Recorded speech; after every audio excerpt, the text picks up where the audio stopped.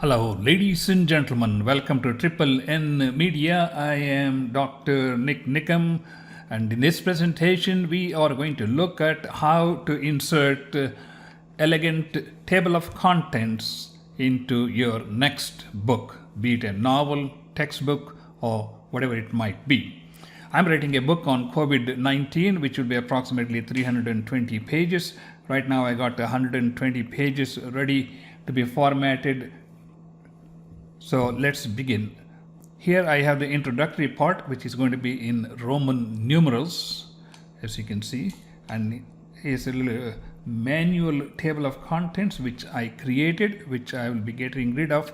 My chapter 1 begins with page number 1 and it goes all the way to page 205. Here's only about 65% of the book. The other part is going to be added on later on. And every time you add, change, or delete something in a chapter or book, you need to update the table of contents to clearly reflect the new chapter numbers. With that in mind, so let us zoom this a little bit so that we can know what we are doing. We go to like 150%. All right. See, now here I have the table of contents, and here's my old table of contents, which I'm going to get rid of. And here's my table of contents heading. I can actually delete this line, and I want to insert the table of contents here. To do that, let's go to the top menu, which is on this blue ribbon. Go to the references. When you click on the references, the first item you see on the left hand side is the table of contents. Just click on the table of contents. There are various options available here, like you can create an automatic table of content. There is an automatic to, manual. That's what I would do is go to custom table of contents. I'm going to click on table of contents. As you can see, it has 3 levels of heading. Actually, before you start creating a table of contents for your book, you want to go and use the style sheets in the Microsoft Word to tag all your chapter titles with heading 1. In fact, you can format the heading 1 as what kind of font you want, whether you want it to be bold, capitalized, whatever you like. I have my chapters in all bold capital with, I think it's 14 or 16 point. Anyway, so I don't need heading level 2 and 3, so I'm going to reduce this to heading level 1. So I have only one level heading. Then there are formats. You can use different kinds of formats, so let's go through some of these. And here, this is the classic one, which is like the old style. Then we have the distinctive type, which has a line here. It's up to you with whatever you like. You want like some fancy stuff like here, you can use that. But I'm going to go to the format which is most simple, formal format, where you have a heading, then you have a page number. That's all I care about. All right, so let's click OK. Now it created my table of contents. As you can see, there are a few things which I like and there are a few things which I don't like. Number 1, it has a nice table of contents. Number 2, let us go here and go to home key and remove this character return so that we can see what we are looking at. Now we have all this table of contents. Now I have this table of contents with all the chapter names and the numbers. Let's go and look at, you see, chapter 1 introduction begins with 1, and we saw that was the case. Here as we came down, where is this? Introduction, page number 1. And if I update anything, you have to go and update the table of contents. You have to update like if you do, I think there's an option here to edit the fields, update fields. Update fields, you get 2 options. One, update page numbers only, or if you change the title of the page chapters, then you can update the entire table of contents. So I don't need to do anything here. there are a few options we can do. While this is highlighted, I can go and I can make it like a light. I have to make sure I highlight, Control Z, and make sure I highlight the entire table of contents.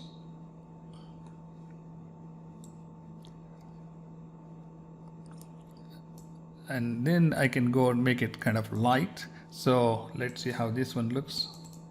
Somehow it doesn't eliminate this highlight no matter what you do, so we have to kind of fiddle with it. Okay, now you can see I like this one better because bold is too strenuous on the eye. So here I have new table of contents with the actual page numbers. So what I'm going to do is I'm going to just click on this one and Control X. That is gone. This is a separate table here. Control X, and I'm going to delete that one. And let's see, let's go back to put our carriage return so we can see where let's minimize this one now for a second. So we can see multiple pages. Go to 75%. All right, so now we start off here. Is the first page, the second one, third. These are Roman numerals. And here's my table of contents, which is supposed to be on an odd page. And this is 6. So this is starting on page 7, which is fine. So I am happy with that. I need to delete this extra page because I don't need it. My new additions are going to probably overflow this line. So this line is going to move. So what I would like to do is leave a page return here so that when I add more stuff, the introductory part is all done for good. So I'm going to just insert a page break here. All right, so this is 8. So this is on an odd page. And the chapter is supposed to begin on an odd page. And since this is on an odd page, I have to insert another page break here. So, and this is going to be supposed to introduce another page. We have a section break here which tells the Microsoft Word to use a different format for numbering. That's how we go from Roman numerals to numbers like this. So what I have to do is I need another page break here and put another page break. And we have to go and redo these pages because it somehow the page number has to be changed here.